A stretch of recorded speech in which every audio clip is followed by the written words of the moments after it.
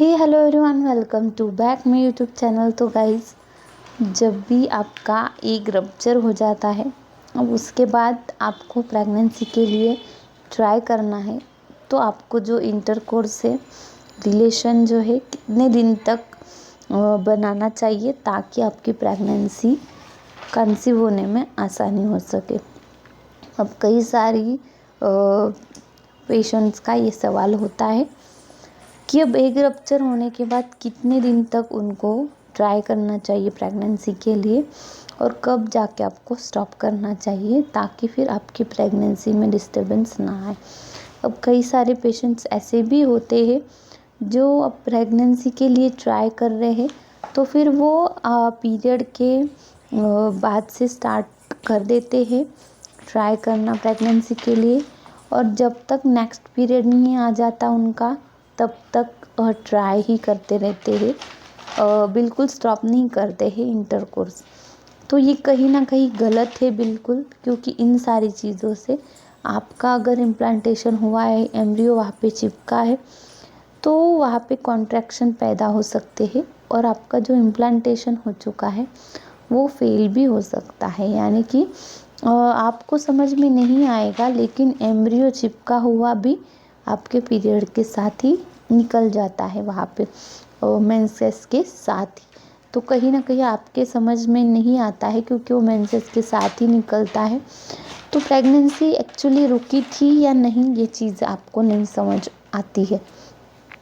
तो इसलिए आपको क्या करना है, अगर एग रप्चर आपका हुआ है उसके पहले तो कोई बात नहीं, आप 4-5 दिन पहले से ही ट्राई कर सकते हैं, इंटरकोर्स पहले से ही कर सकते हैं, ताकि वहाँ पे प्रेगनेंसी की जो चांसेस है वो ज़्यादा बढ़ जाते हैं।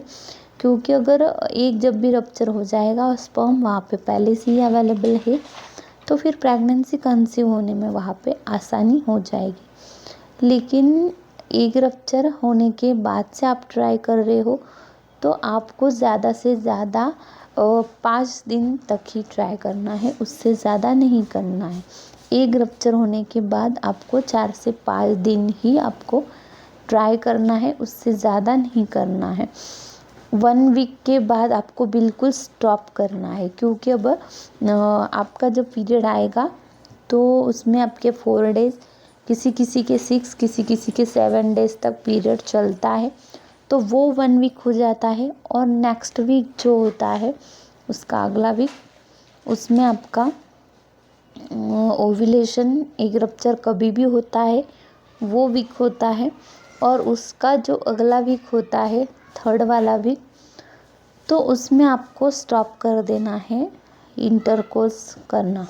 बिल्कुल आपको रिलेशन मेंटेन नहीं करना है जब तक कि आपका नेक्स्ट पीरियड नहीं आ जाता, या फिर आपको प्रेगनेंसी पॉजिटिव रिपोर्ट्स दिखाई नहीं देते।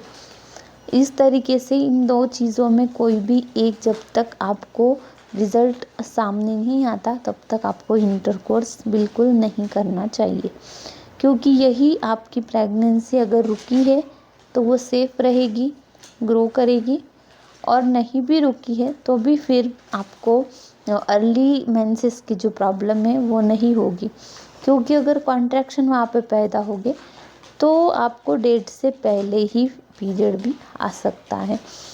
तो इसीलिए आपको मैं जिस तरीके से कह रही हूँ उस तरीके से फॉलो करना है।